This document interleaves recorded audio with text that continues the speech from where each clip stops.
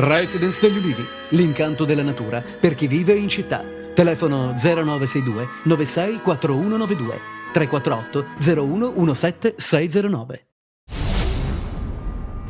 Un fermo a Reggio Calabria per l'auto con armi ed esplosivo trovata in via Ravagnese il 21 gennaio scorso, giorno della visita del presidente Napolitano. La persona fermata è Demetrio Domenico Praticò, accusato di associazione di tipo mafioso e porto e detenzione abusiva di armi ed esplosivi. La DDA ha chiesto anche l'arresto del boss Giovanni Ficara e del commerciante Giovanni Zumbo, già detenuti. Zumbo è la persona che riferiva notizie riservate su indagini della DDA al boss dell''ndrangheta Giuseppe Pelle di San Luca.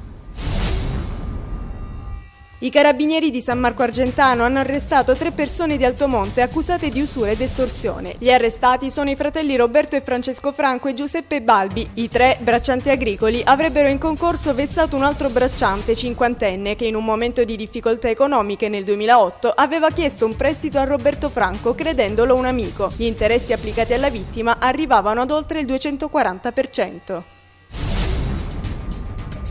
Dramma in sala parto agli ospedali riuniti di Reggio Calabria, dove un bimbo è morto appena dato alla luce. Per i genitori è un caso di malasanità, per il primario solo fatalità. Per i coniugi opinato, durante la fase di travaglio, durata più del solito, sarebbe stato indispensabile il cesareo. Per il dottore Vadalà si è trattato invece di un parto svolto regolarmente. Sono state aperte 2 inchieste, la prima dall'azienda ospedaliera, la seconda dalla magistratura in seguito alla denuncia della coppia. Prevista per oggi l'autopsia.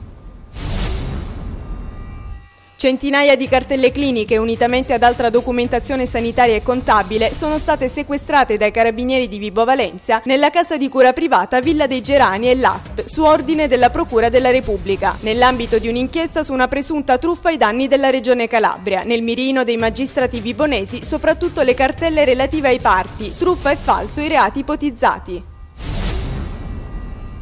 L'arcivescovo di Catanzaro, Antonio Ciliberti, è indagato per false dichiarazioni al PM nell'ambito di un'inchiesta alla Procura del capoluogo. L'inchiesta riguarda l'assessore comunale di Catanzaro nella giunta di centrodestra in carica fino al 2005, Caterina Laria, accusata di concussione perché avrebbe chiesto ad una fondazione che si occupa di assistenza ai disabili l'assunzione di alcune persone in cambio di un provvedimento amministrativo. Il vescovo sarebbe venuto a conoscenza dei fatti, ma, sentito dal PM, avrebbe omesso di riferirlo.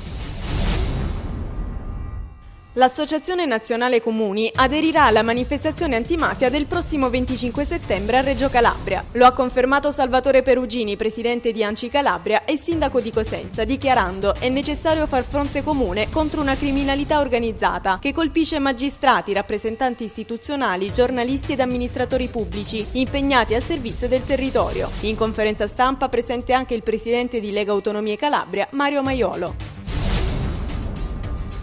Si è festeggiata oggi presso il Duomo di Catanzaro l'annuale ricorrenza del patrono della Guardia di Finanza, San Matteo, apostolo ed evangelista. La Santa Messa è stata officiata da Antonio Ciliberti, arcivescovo metropolita di Catanzaro Squillace, e concelebrata dal cappellano militare capo della Guardia di Finanza, Don Fausto Amantea. Celebrazioni previste in tutta la Calabria.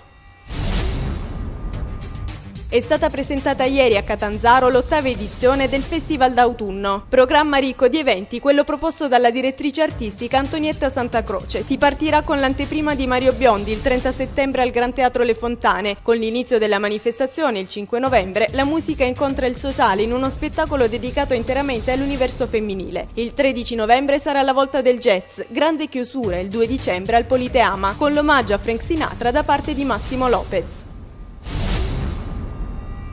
È stata inaugurata alla Mezzia Terme la mostra fotografica La memoria nelle mani, tracce di antichi mestieri della tradizione di Domenico Mendicino, con la collaborazione di Isabella Calidonna. Un omaggio alle antiche e nobili professioni, quasi del tutto scomparse. Attraverso i suoi scatti Mendicino cerca di recuperare le tradizioni culturali e la memoria storica della gente di Calabria. Al centro della mostra la produzione artigianale nelle sue varie fasi.